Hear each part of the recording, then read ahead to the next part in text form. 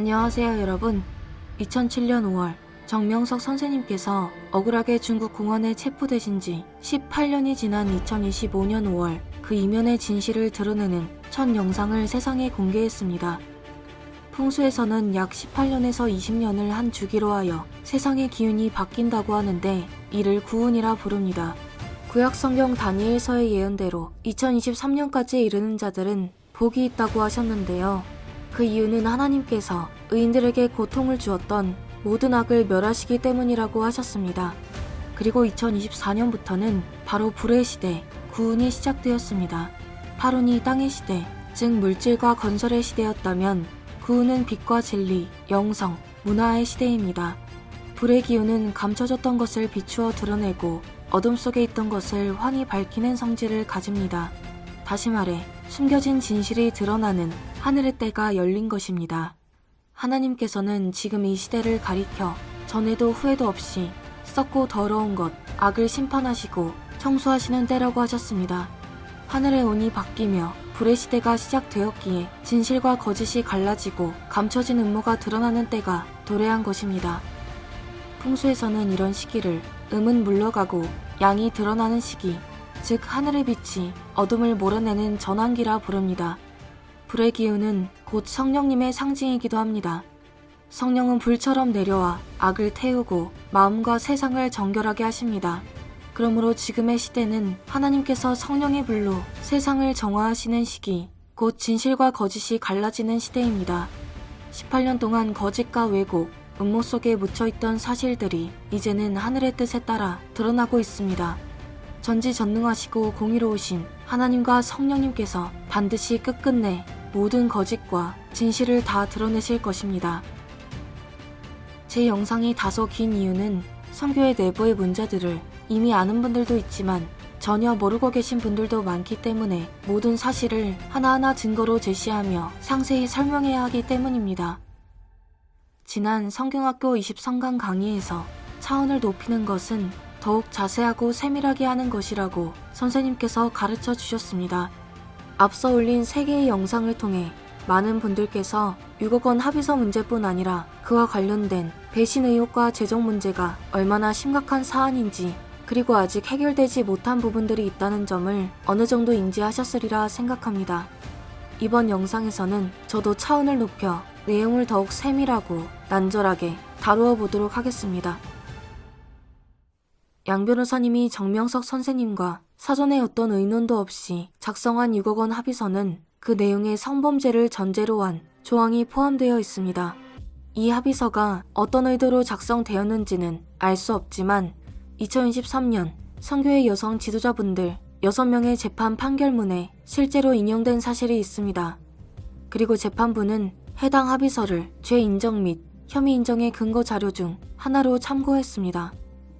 그 결과 2025년 1월 선고에서 징역 17년형이라는 매우 무거운 형이 내려졌고 이 합의서가 재판 과정에서 어떤 영향을 미쳤는지에 대해 선교회 내부에서도 큰 우려와 비판의 목소리가 제기되었습니다.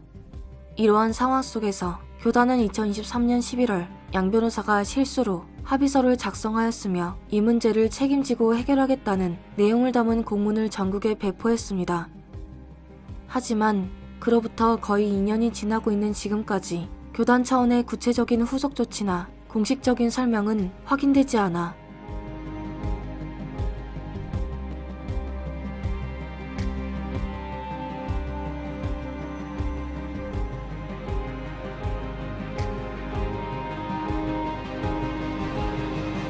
많은 교인들이 여전히 의문과 답답함을 느끼고 있는 상황입니다.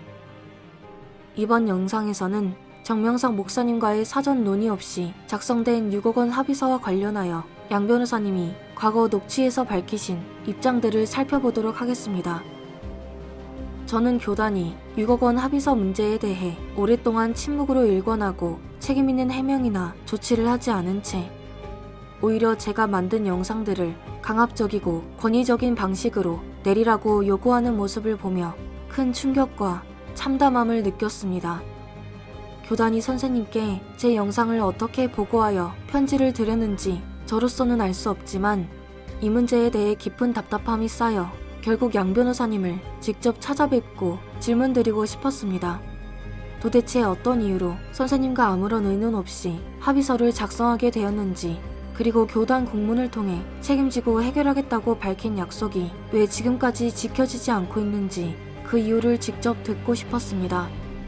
그러던 중 이미 2023년에 양 변호사님을 만나 정명석 목사님과 전혀 의논 없이 독단적으로 작성된 합의서의 배경을 직접 질문하신 선교회의 어른분들이 계시다는 사실을 알게 되었습니다. 감사하게도 당시에 대화 녹취를 전달받아 들을 수 있었고, 합의서 작성의 당사자이신 양 변호사님이 직접 밝히신 내용을 교인 여러분의 알 권리를 위해 이번 영상에서 공유하고자 합니다.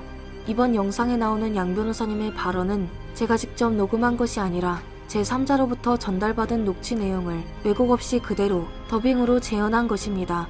다만 양 변호사님과 대화하신 선교회 어른분들의 음성은 당시 상황의 진정성을 살리기 위해 원은 그대로 사용했습니다. 옛날에 합의건 때문에 판결이 10년형이 났다고 말하는 거는 그 판단은 조금 문제가 있다고 봐요. 합의 그것 때문에 그렇게 된 게 아니라고 봐요. 그럼요. 물론 여러 가지 상황이 있었겠지요. 그것 때문에 무죄가 날 것이 유죄가 났다? 그건 아닙니다. 그 옛날 2009년, 08년 판결에 있어가지고는 그 목사님 그렇게 생각하시잖아요. 네, 저는 그렇게 생각을 해요. 저는 그렇게 생각 안 해요. 예, 그렇게 생각을 하시던지 그렇게 생각하지 않는다고. 그 다음에 두 번째는 이 합의는, 그러니까 PD 수첩 요지는 그거예요. 합의를 했으니까 그러면 우리 선생님이 죄가 있다는 것을 인정한 것이 아니냐. 그러니까 알면서도 지금 수뇌부에서 이 대표를 비롯한 수뇌부들이 알면서도 이거를 비호한 것 아니냐, 성범죄를 인정한 것이면서도, 그런 논지인데 그런 논지는 잘못되었다고 보는 거죠. 합의는 내가 합의를 하는 모든 사람들이 내가 잘못했으니까 그것을 인정하고 시작하지 않아요. 그런 경우도 있지만 특별히 우리 같은 경우는 이런 상황을 생각을 해봐야 돼요. 자, 고소를 하려고 해요. 그런데 그 사람이 만약에 자기가 원하는 것을 들어주면 고소를 하지 않겠대요. 아예 고소를 안 하겠대. 옛날에 합의건 때문에 판결이 10년형이 났다고 말하는 거는 잘못한 게 없는데 왜 내가 합의를 하냐? 내가 잘못한 게 없는데 왜 당신이 고소를 해? 그냥 수사하자. 경찰, 검찰 갑시다. 재판 받읍시다. 그럼 무죄 판결 나올 테니까 나는 그렇게 해서 내 결백을 증명하겠다. 이렇게 말할 수 있잖아요. 당연하죠. 그런데 그렇게 한번 생각을 해보는 짬이었어요. 죄가 없다고 하더라도 모든 수사, 모든 재판에서 무죄가 밝혀지고 무혐의가 될 것이냐. 그렇지는 않더라는 거지. 죄가 없다 하더라도.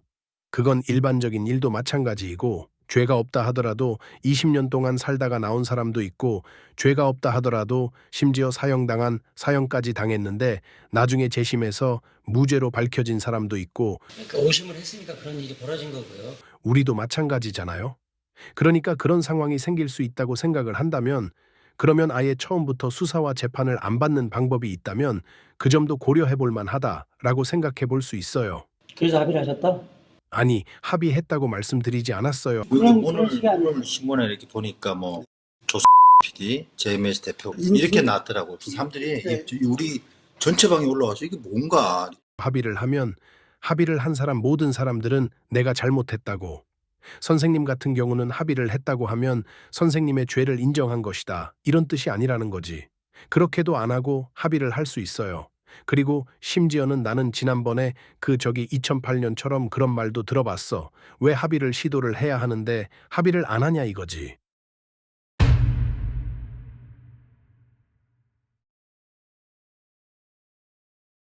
양 목사가 자기 멋에 겨워서 싸우다가 결국 이렇게 됐다 합의를 시도했어요. 그런 말도 들어봤어요. 무슨 합의를 해요? 그 당시에는 합의 효과가 컸어요, 지금보다. 죄가 없는데? 지금도 똑같은 입장이잖아요. 아니, 죄가 없다 하더라도 아니, 목사님 그럼 지금 죄가 없으나 합의를 해야 되는 게 있기 때문에 합의를 했다 이거 아닙니까? 합의했다고 안 했다고 말하지 않았어요. 합의했다고 안 했다고 말하지 않았어요.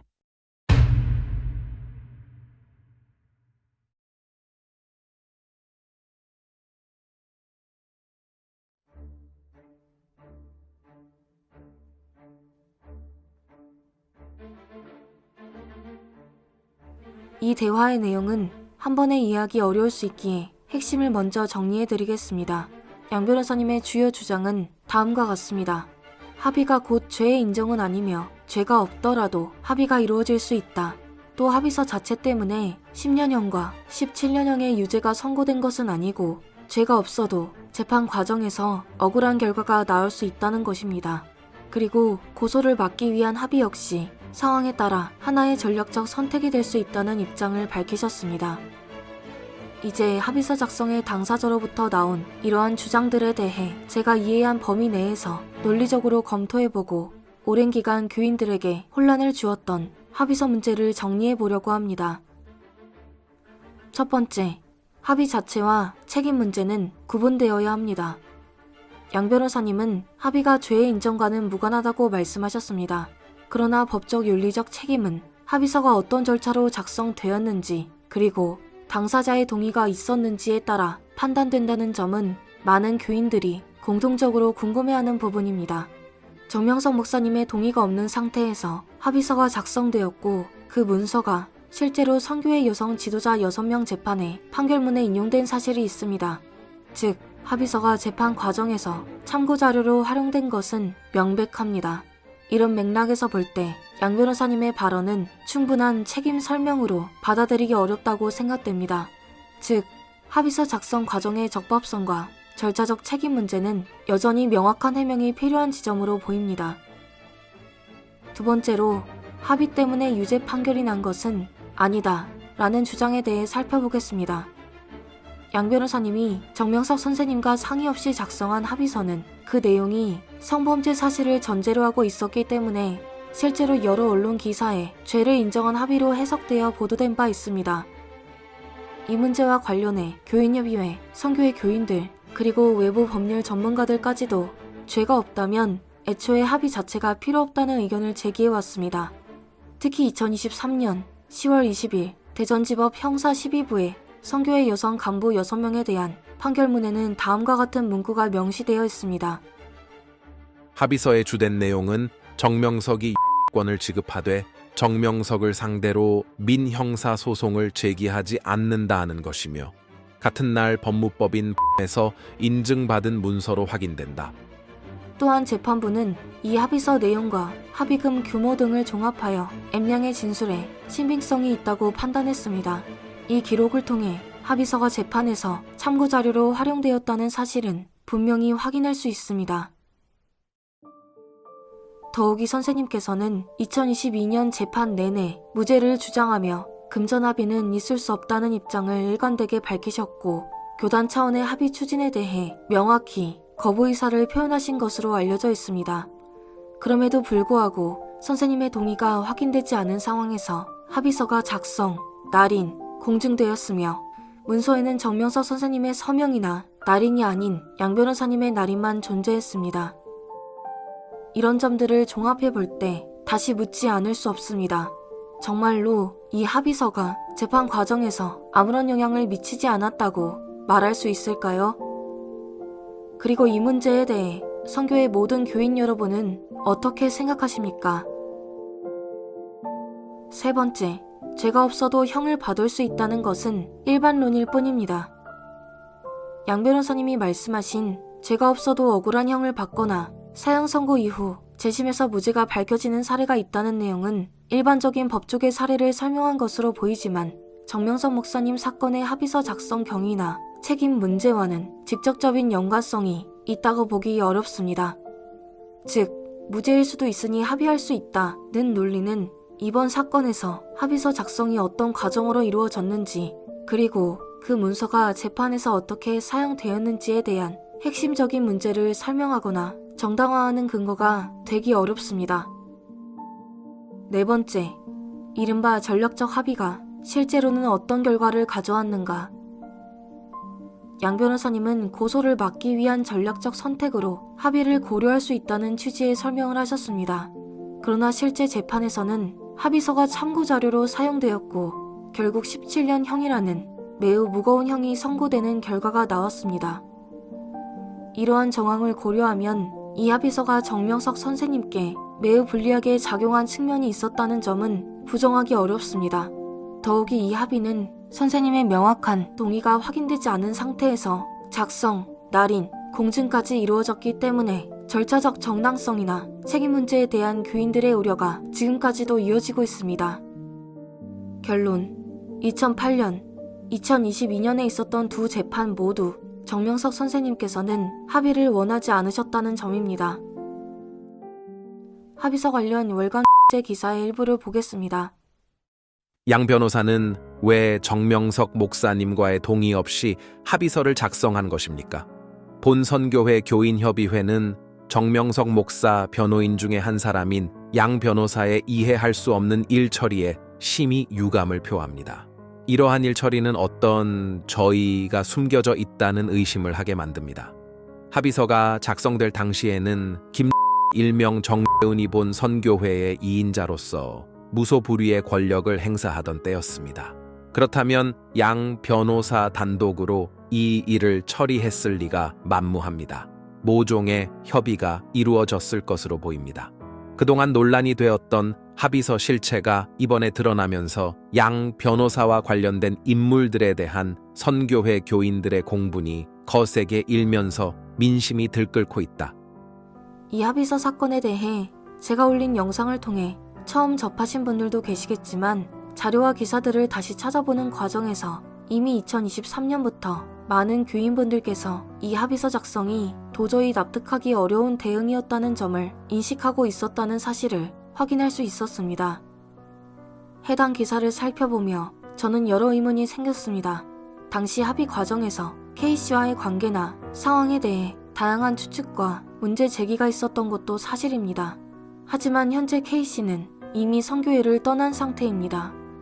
그런데도 양 변호사님이 작성한 6억 원 합의서가 정명석 선생님의 재판에 큰 불리함으로 작용한 것이 드러났음에도 불구하고 이에 대한 책임이나 설명이 정확히 이루어지지 않은 상황은 많은 교인들에게 의문을 남기고 있습니다. 그 이유는 무엇일까요? 양 변호사님은 법률 전문가로서 어떤 문서가 재판에서 어떻게 활용될 수 있는지 유리한 부분뿐 아니라 불리하게 사용될 가능성 또한 알고 계셨을 것입니다.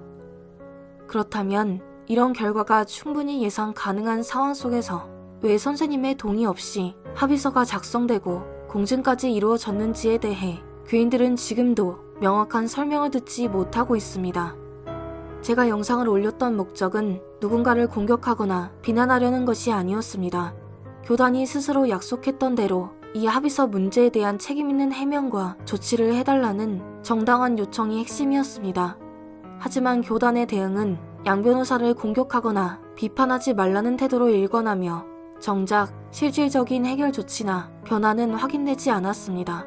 그동안 교단은 재판 후원금 등 여러 명목으로 교인들에게 지속적인 후원금을 요청해왔지만 정명석 목사님의 명예를 바로 세우고 진실을 밝히기 위한 구체적인 행보는 2023년 이후 사실상 멈춰있는 상태입니다. 이런 상황들을 종합해보면 재판에 불리한 영향을 준 합의서 작성 문제를 둘러싸고 교단 내부에서 이 사안을 더 이상 언급하지 못하게 하거나 문제를 축소하려는 흐름이 존재한다고 느끼는 교인들이 많습니다. 그리고 이러한 교단의 태도는 지도부 내부의 일부 세력이 정명석 선생님의 누명이 벗겨지는 것을 원하지 않거나 진실이 드러나는 것을 부담스러워하고 있다는 의혹을 강화시키고 있는 상황이라고 생각됩니다.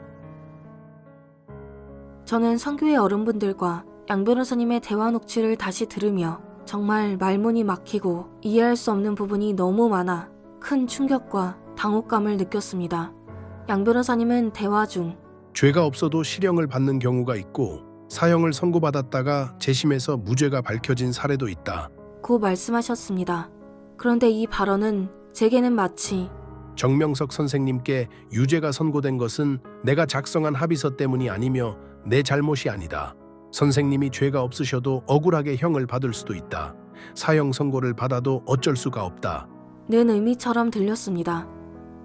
이 부분이 너무 이해하기 어려워 아버지께 녹취를 들려드렸습니다. 아버지께서는 이건 일반인이 들어도 정말 기가 막히네.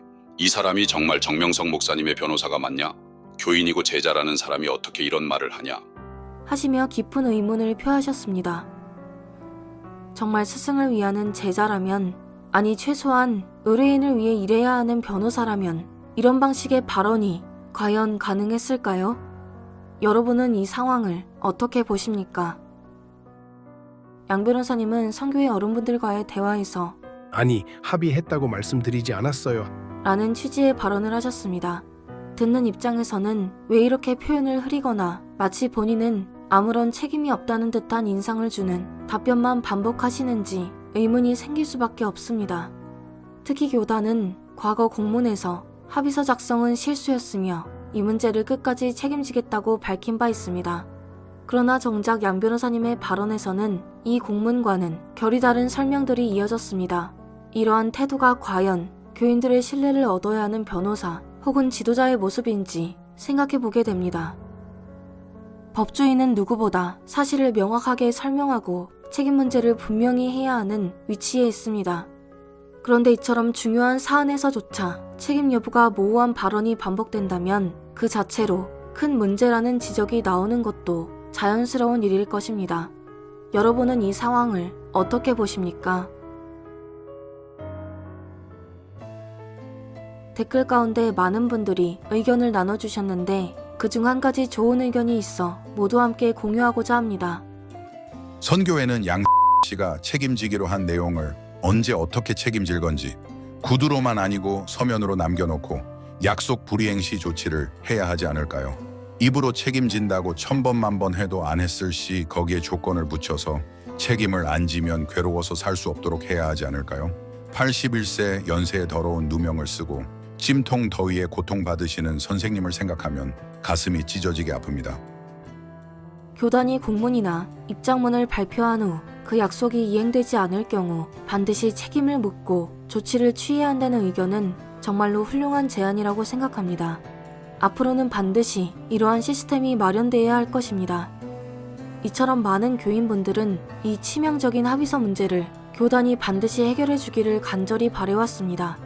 그러나 교단의 지속적인 침묵과 무대응에 이미 수많은 분들이 극심한 분노와 말할 수 없는 답답함을 느끼고 있습니다.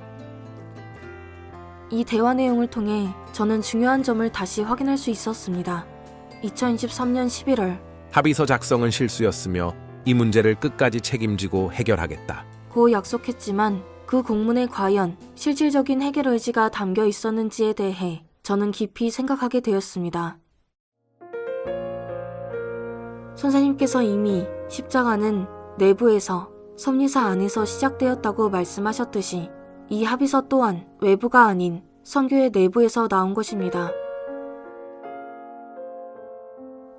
외부에서는 M양 측이 제출한 녹취 파일이 수사관 조경희의 실수로 삭제되어 원본 자체가 존재하지 않게 되었다고 합니다.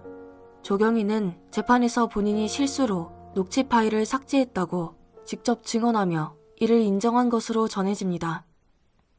선교회 내부에서는 양 변호사님 또한 합의서를 실수로 작성하셨다는 내용을 교단 공문을 통해 공식적으로 인정한 바 있습니다. 그런데 이상하지 않습니까? 선생님 사건과 관련하여 이처럼 중대한 사안들에서만 계속해서 실수라는 이유가 반복되고 있습니다. 정명석 목사님 재판에서 왜 이렇게 결정적인 순간마다 돌이킬 수 없는 치명적 실수들이 발생하는 것일까요? 정말 모두 우연일까요?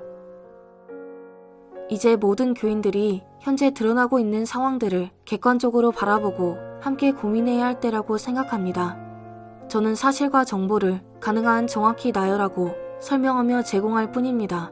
모든 판단과 결론은 각 교인 여러분께서 스스로 하시길 바랍니다. 마지막으로 지금까지 확인된 정황들을 바탕으로 말씀드리고자 합니다.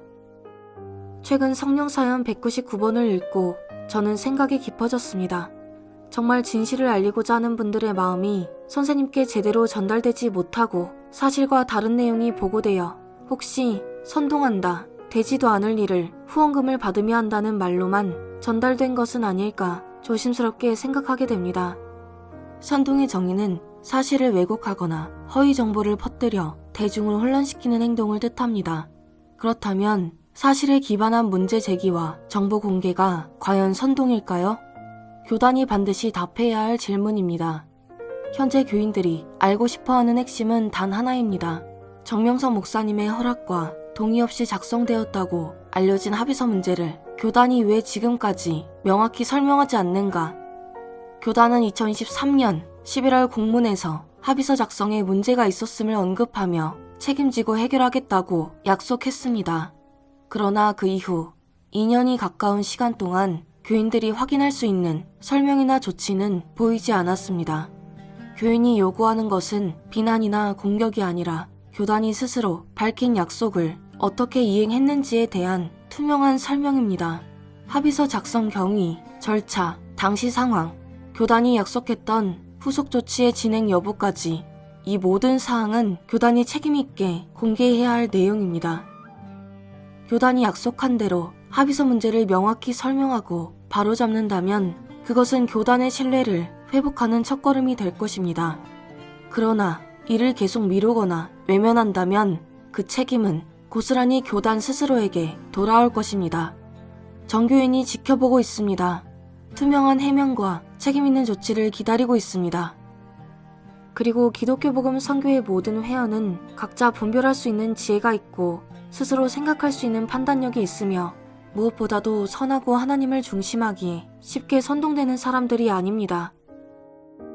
2025년 10월 30일 유 기자님을 중심으로 한 정경시사 포커스 주최로 진행된 대전지검 재수사 촉구 집회에 참여하신 몇몇 회원분들이 교단이 아닌 다른 루트로 선생님께 보고 편지를 드렸다고 합니다.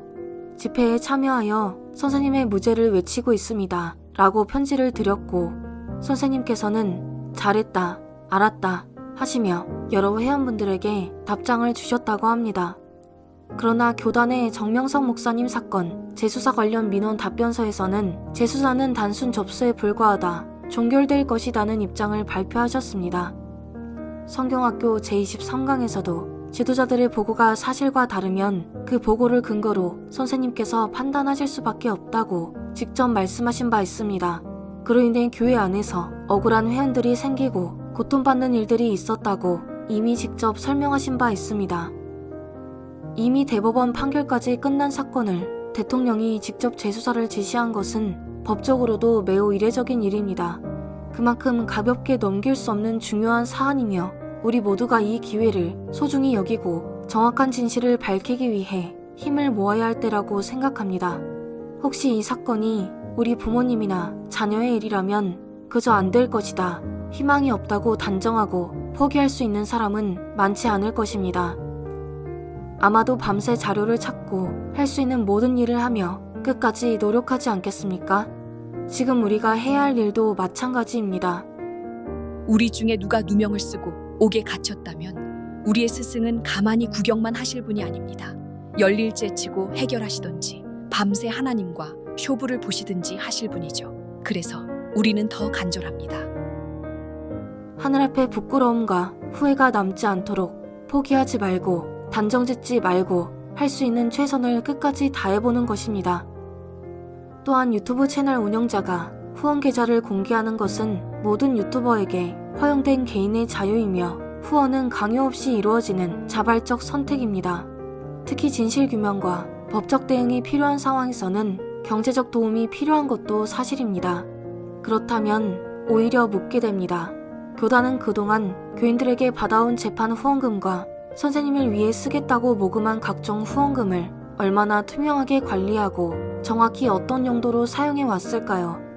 그리고 그러한 재정적 지원이 정말 선생님의 명예회복과 진실 규명을 위해 충분히 사용되었는지에 대해 교인들이 질문하는 것은 지극히 정당한 권리입니다. 현재 많은 교인들이 교단의 미흡함 대응 속에서 참다 못해 직접 움직이고 있는 현실 자체가 이 문제의 심각성을 보여주는 하나의 증거라고 생각합니다. 이제는 교단의 운영 방식과 의사결정 구조에 대해 많은 교인들이 더 깊이 이해하게 되었고 어떤 부분이 개선되어야 하는지도 점점 더 분명해지고 있는 상황입니다. 하나님은 더럽고 썩은 것을 그대로 두지 않으십니다. 거짓과 불의 위에 세워진 조직은 결국 하나님의 손에 의해 청소될 것입니다. 우리는 하나님께서 보시기에 옳은 길을 선택하고 선생님의 억울함을 밝히기 위해 끝까지 나아갈 것입니다. 하나님과 성령님께서 조작되고 거짓된 것들을 1.1획도 빠짐없이 진실을 드러내시고 모든 일을 행한 대로 심판하시며 공의로운 법 아래에서 거짓과 불의는 뜨거운 불에 모두 소각되어지길 간절히 기도합니다.